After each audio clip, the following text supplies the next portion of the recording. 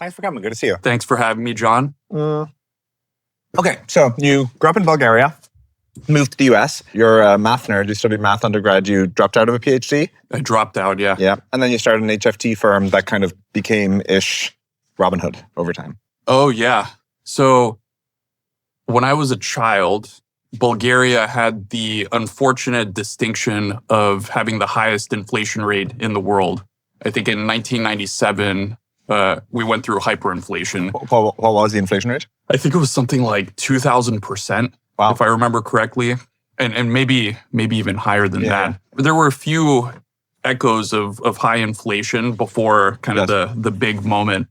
Ultimately, Bulgaria ended up having a lot of debts in foreign denominated currency, which creates a problem, right? Then if your currency devalues even a little bit, it creates this death spiral.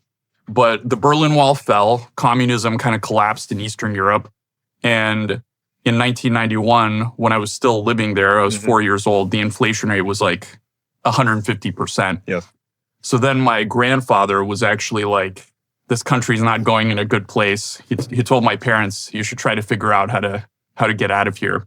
And the good thing was, after the Iron Curtain was lifted, my dad had an opportunity to go to the University of Delaware for a master's. We were able to eventually all move over there. And about 5 years in, we had this hyperinflation bout. So my grandparents' pensions, they had recently retired, went to essentially zero. I had a savings account in Bulgaria that they had opened for me. It was funny. I was in Washington a couple weeks ago for the Invest America Child Investment Accounts Initiative.